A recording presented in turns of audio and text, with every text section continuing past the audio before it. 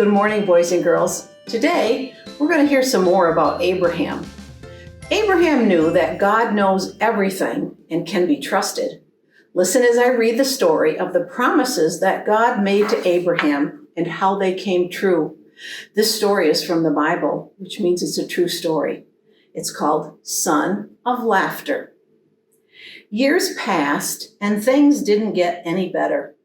People were still just as cruel and mean to one another. They still got sick and died. God's world was still full of tears. It was never meant to be like this.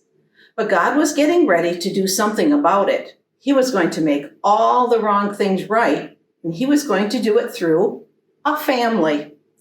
Abraham, God said, "How many stars are there?" And there's a picture of Abraham looking at the stars. Well, God was about to tell his friend a wonderful secret. "Let me see," Abraham said, rolling up his sleeves. "But have you ever tried counting stars? Then you know how hard it is. 993, 994, 997. Oh, no, wait. 1, 2, 3. Of course he kept losing count. "Too many," he said. "Well, guess what?" God laughed. "I will give you so many children and grandchildren and great-grandchildren, you won't be able to count them either." Abraham couldn't help giggling at such a wonderful idea, but he stopped himself. How could he have a family? Don't be silly. He didn't even have any children, let alone grandchildren. He wiped away a tear. Anyway, it was far too late for him to start having babies at his age. He was 99 years old. What could God mean? "Abraham," God said, "believe me." And then God told Abraham his secret rescue plan. "Abraham, I will make your family very big," God promised, "until one day your family will come to number more than even all the stars in the sky." Abraham looked up at the dark night sky, thick with stars. "You will be my special family, my people, and through you, everyone on earth will be blessed." It was an incredible promise. God was going to rescue the world through Abraham's family. One of his great-grandchildren would be the child, the promised one, the rescuer. That was Jesus. "But it's too wonderful," Abraham said. "How can it be true?" "Is anything too good to be true?" God asked. "Is anything too wonderful for me?" So Abraham trusted what God said more than what his eyes could see, and he believed. Now, when Abraham's wife Sarah heard God's promise, she just laughed to herself. But it wasn't a happy laugh. It had tears in it. She'd always wanted a baby. Could her dream come true? Could she really have a baby when she was 90 years old? No, of course not. Don't be silly. It was far too late. Sarah didn't believe God could do what he promised. She had forgotten that when God says something, it's as good as done. Of course, it was as easy for God to give her a baby son as it was for him to make all the stars in the sky. Sure enough, 9 months later, just as God had promised, Sarah gave birth to a baby boy. They named him Isaac, which means son of laughter. And Sarah laughed, but this time it was a glorious, happy laugh. Her dream had come true. God would do as he promised. He would always look after Abraham's family, his special people. And one day, God would send another baby, promised to a girl who didn't even have a husband. But this baby would bring laughter to the whole world.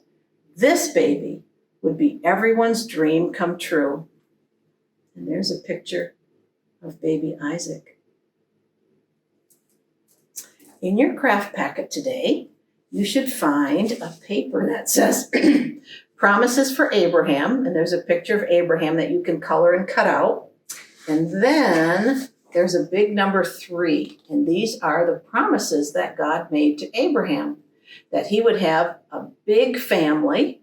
Remember, he gave him all that land, and he would give him a special blessing, and that was baby Isaac. And through Abraham's children, grandchildren, great-grandchildren, Jesus would be born. I didn't make one, boys and girls, but I did find a picture of one that was already made, and that's what theirs looked like. Your other is another promises for Abraham. It's like a little booklet, and you can color the front cover, and there's some amaze, and there's some writing you can do. These are the promises: a new land, a blessing for all people, and a big family. And on the back, I think it just talks about the story that I read to you this morning. Well, I think I know someone who's waiting for us, and that might be Theo. And let's hear how Theo is very happy that God knows everything that's going to happen.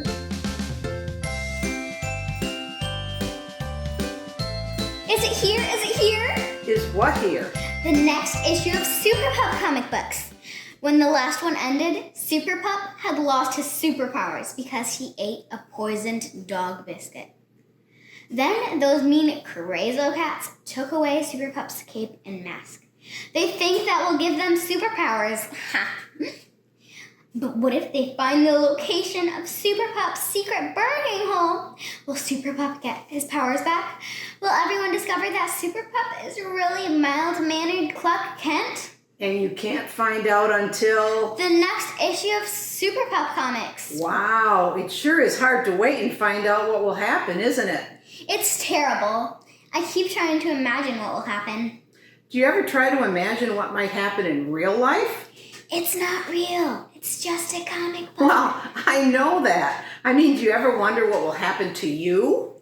Oh, all the time. I wonder if I'll be a dentist or maybe an actor. Sometimes I wonder if I'll get past second grade. Well, life is a lot like your comic book. We never quite know what will happen next. That's why I'm glad that God knows. My mom says God knows all the plans he's made for us. Mom's glad God knows because she says she sure doesn't know what I'll do next. Well, God's plans may surprise us, but they never surprise God because he always knows what's coming. I wish I knew what was coming in my next Super Pup comic book. Maybe I'll go to Jordan's and see if his has come in the mail yet. See ya!